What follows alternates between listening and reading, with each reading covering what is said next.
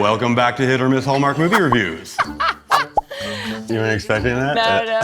No. I hope everyone is doing well. We are back with another Spring Into Love movie review. Another one. We've been on the up and up lately. Yeah, they've been a lot better. Maybe Yes. they're ending strong. Yes. Are we still on the up and up though? Well, I guess we shall see. Yes. Next up to the plate is Hearts in the Game. Hearts in the Game. I can never get the title of this one in my mind. I always forget the title. Yeah, for some I reason. forgot it like the first couple times I tried saying it. Yeah, I was like, what's this one called again? This is starring Erin Cahill and Marco Grazzini. I'm not even gonna tackle the Cahill thing. Cahill. Cahill, isn't it Cahill? I don't know. I don't know, I always pronounce the names You wrong never hear anyway, people but, say these people's names. Marco is actually from Toronto, local. Oh yeah. So more in common with Tyler Hines than just, cool guy looks. Well, yeah, apparently people are calling him like the Spanish or the Mexican Tyler Hines or something. But he's something isn't he semi-racist. half I think he's Italian, Italian, half yeah. Filipino? I thought he looked kind of more like Michael Rady with facial hair. You know what he? I can see that actually. Yeah. Definitely. But I liked him a lot. I don't remember seeing him in other films. Well, some people may know him from the rather big Netflix series Virgin River. Oh. Yeah, that's very I've never popular. even heard of it. He was also in Kim's Convenience, which Oh, is a nice. pretty popular Canadian show. He has been in a few Hallmark movies, Lone Star Christmas and Christmas Unwrapped. Oh. I'm getting it confused with Yeah, the other one. Maybe. Yeah. I like Erin. She's great on screen. I love all of her little freckles. Every time I see her, I just like... Love her freckles? I love her freckles. She did a great job in Timeless Christmas with Ryan Peavy. That's one of my favorite ones. I also really liked her in Love Stories in Sunflower Valley with Marcus Rosner, where they interview all those couples. And I don't know, I thought that was a really sweet one. Yeah, it was. Yeah. So why don't we get into this one? Sure. What's this one about? A publicist helps a pitcher for the New York Mets and her boyfriend from high school find his way back to the game and to her heart. Love these IMDb synopses. I think you just pick the crappy ones so you don't have to put as many clips in. No, that's not true. Although. Yeah. Well, what do we think? Okay, so can we use a baseball pun here? I think it's fitting. I feel like we have to I've use seen a other bunch. people use it before, so obviously I'm not taking credit for this, but we have a home run here. 1-1 for Dodson. Batista with a drive. Deep left field. Well, yeah, it's not the greatest verbiage considering our lead was supposed to be a star pitcher, but sure. I guess it's better. I don't get it. A home run for a pitcher is not usually a good thing. Oh, because it's Usually the other they're team. on the other end of it's it. the yeah. other team. Unless you're in the National League, blah, blah, blah. It's the other team. But Look, I don't know guess, anything about sports. I guess it's better than a no-hitter. Oh my goodness. Yeah, anyways. I love it. I love it. So when I saw the previews for this, I thought it looked good. In spite of it being about baseball, and nothing against baseball, of course, I just don't gravitate to stories about sports. There's no crying. There's no crying in baseball. Usually, I'm very non-athletic. Makes sense. Except maybe Moneyball. I loved Moneyball with Brad Pitt. That was an excellent movie. And I guess I should probably include Field of Dreams. I mean, but baseball. It's classic, Baseball but- movies, like A League of Their Own, Mr. Baseball. Mr. Baseball? Yeah, with Tom Selleck. No, I never saw that. Rookie of the Year, The Sandlot, Bull Durham. There's no shortage of great You know baseball what? I've movies never out there. seen those either. Really? I'm not as I much mean, of a cinephile as I thought, but A maybe League of just Their Own. A League of Their sport. Own is definitely up there. Love That's League of Their Own. I just don't gravitate towards sport movies, unfortunately. Luckily for this movie, it's not really about baseball. That doesn't stop Hallmark's rather astute fans from chirping in about it being unrealistic. It's like, Oh, did they? We're not even gonna touch on that because you should know better. Yeah. We've seen that before on other topics. Anyway, this looked intriguing to me. It reminded me of the sleekness and coolness of Love Classified from the previews, and then lo and behold, it's the same director here. So there's definitely a style I'm seeing there, which is great. Yeah, it definitely shared the quick fire pace of that Yeah. movie, and I thought it really helped immerse the viewer into the storyline quicker. Definitely. The movie starts out strong. So we have fast pacing, slick editing. We're in New York City. It's all very attention grabbing. You can tell we're in good hands here. Yeah, which is I nice. was It's enjoying nice it to right feel away. like that, yeah. It's a Hallmark movie in that it serves these kind of emotional beats that we're familiar with, that we're used to, that we find in comfort movies like these that we love. But then it kind of deviates from the formula in ways that I think only makes it work better as a movie on a whole. Yeah. For starters, we're dealing with mental health. Yeah, that that's a big doesn't one. show up until a bit later, but then you realize, oh wow, this is a big statement about mental health and about talking about it publicly. Well, talking about it is As a an big athlete, thing. yeah. As an athlete especially. As an athlete, which can be hard. And, you know, I don't think nowadays it's still perceived as a weakness by any means, but, you know, like, who knows? I don't know. Maybe it could be a threat to someone in that position. I don't know. Of course, but some right? people just don't like talking about their... Of course. Like, It's very personal. You want to keep it private, especially if you're already a public figure. But Hallmark also went there in presence of love. I don't know if you remember, but we actually see her take some medication on screen. We had that in Three Wise Men and a Baby too. Oh, that's Paul right. Campbell, Paul Campbell, that's right. Yeah, that's reality, man. That totally escaped my memory, actually, but that's a good call on that. So I don't know, it's just nice to see Hallmark, you know, not shying away from real life issues. Yeah, I feel like it was fairly realistic. I mean, sports fanatics are monsters, especially when it comes to like the treatment of their players they love. Right? And so you'd better believe New York baseball fans would be more than a little nervous about acquiring a player who had a Game 7 meltdown on the mound. Oh, Game 7. The season before. God. Yeah, I know. You know, I'm a Toronto fan. I know the Game 7 hurt. So some good writing here for sure. Like I felt the pain. It's funny, in one of my notes though, I forgot the like terminology of like Game 7. So I put March 7th. I know, I saw that and I was like, what the fuck is she talking about? Clearly I know nothing about sports. Swing and a miss. Anyway, we'll get to that. But this one was, you know, I thought it was also a lot of fun. It had one of the best side characters we've seen in a while, which we'll get to later in performances. Definitely. And it also kind of reminded me of like the early 2000 rom-coms, like Fever Pitch with Drew Barrymore and Jimmy Fallon. Jimmy Fallon. I was gonna mention Fever Pitch because that was a great movie. And it got underrated. When she gets hit in the head with the baseball, it's like the funniest thing I've seen. It's good slapstick.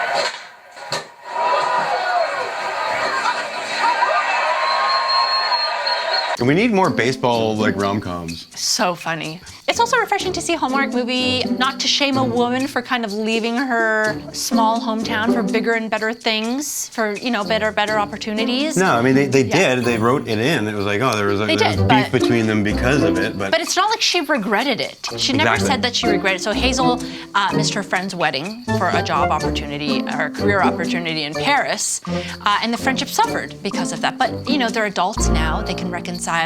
They, you know, the friend realizes, you know, life is tough. It's full of hard choices. You move on. If you did come to my wedding, you would have missed out on that life opportunity. Exactly, and as an adult, you realize that, right? Course. So I actually really liked the side storyline with Hazel's friend Carly. I felt like it was woven into the main storyline pretty seamlessly. Like I didn't feel like they were just like, you know, adding or tacking on more storylines for the sake of that, which I think, you know, like Professional Bridesmaid did. Yeah, and a lot of movies fall into that, but they did it in a very natural way, and it definitely made sense that it was, you know, related to Love Classified, because that was a pretty entangled storyline, and they managed to pull it off. They did a great job in that one. Like, you know, that was one of our favorites. That one was way more complicated. This one just had complicated bits and like history that they... But complicated works when you don't have lazy writing and you have like attention to detail and you pay attention to pacing. Agreed. Yeah. I also thought that Hazel and Diego had great chemistry. I felt the tension right off the bat, and I felt the history between them. Yeah. You know what I mean? I believe something bad went down between these two. And they built up the mystery pretty well. Although you called it pretty early. You know, it is funny, and now that you're saying it like that moment, it sure did, like I must have like channeled some sort of Hallmark oracle, because the second she walked in, or they just acted it really well, because the second they saw each other, actors. I was like, I immediately knew. I was like, oh, okay, they used to date in high school. He didn't show up to prom. He ditched her for prom because that's the night his mom got sick, and then he fell apart on the mound. All of that. Like all of it immediately. All of it, guys, all of it. Spoiler alert, by the way. Yeah, you called all of it, which is pretty impressive. And that his mom was, the death anniversary was the reason. Yeah, you called that too. I'm very bad at predicting. All of it was normally. from that one scene in the diner. I was just like, whoa, okay. Yeah. Anyways, boom, love drop. No, that is good for you. Good for you. The writing was great. Lots of clever lines. Cheesy clever lines, but still, I liked the I come in peace. Yeah. When she brings pizza to him. I rolled my eyes a little bit. I rolled my eyes too, like, but it's funny because the character, like Hazel, she knows that the line was cheesy. They kind of chuckle about it, and then it made me chuckle. Yeah, I don't know. I just liked it. Yeah. And the pacing. I never got bored. I was genuinely curious about what happened to him on March 7th. Game 7 is what I meant to say, So you didn't just assume I was right about everything right away? No, I didn't assume you were right. I was like, okay, well, let's see, you're probably right. But I didn't actually think too hard about it. But then when it all started to happen in front of me and come true, I was like, damn, okay. Prom was a big hit as soon as I was like, yeah, and we got a good prom. Anyways. I said, if they recreate prom, I'm gonna lose it. I'm gonna really cry here because that would be so beautiful. It was cute. It was cute. I actually didn't cry, but it was because it was more like lovely than sad or anything. Should we head to performances? Definitely.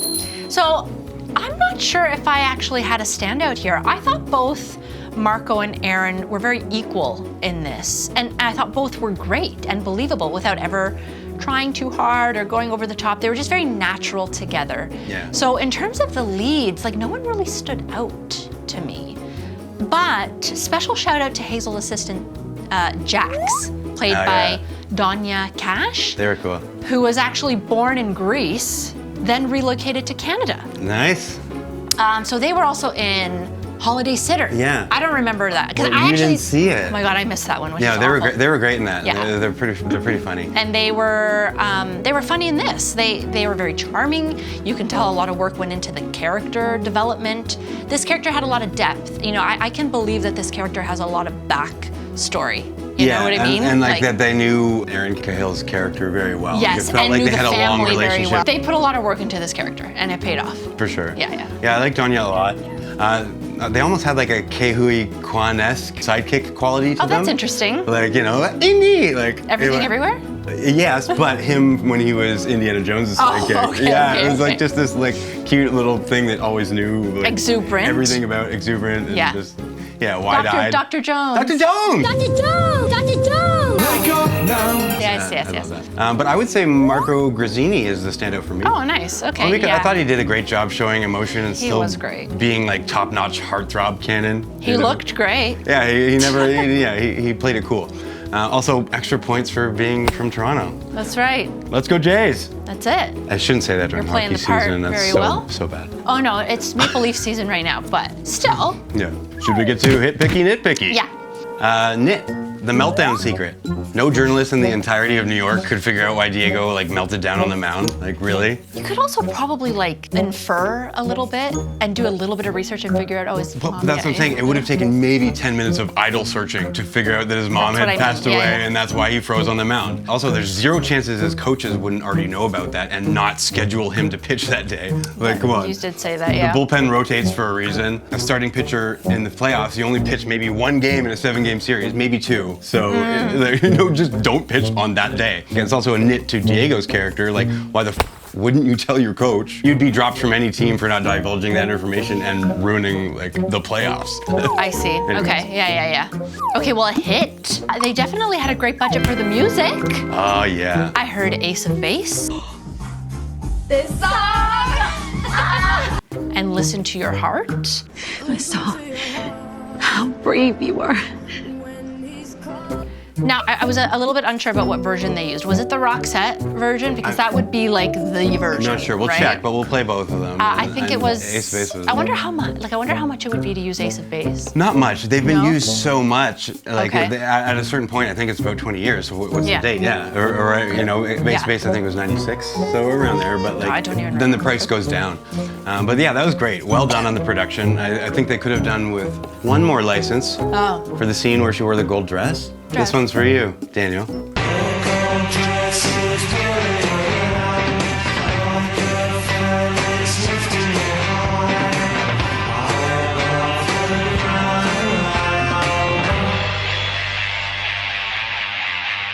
Oh my God. Okay, so this particular movie, we are including the kiss counter, Kiss counter. because we did notice that there were quite a few. You know, I was talking with the Kiss Counter creator, and they were saying, you know, oh, I counted it as 3, and I was like, oh, well, the first one was kind of like a triple banger, and it was like, so I think we're going to have to classify a kiss as if lips touch and then Yes. untouch and then touch again. Touch it's again. a new kiss. So follow-up kisses are included in our kiss counter. Yeah. So how many were in this one? All right, let's go. 1, 2, 3, 4, 5,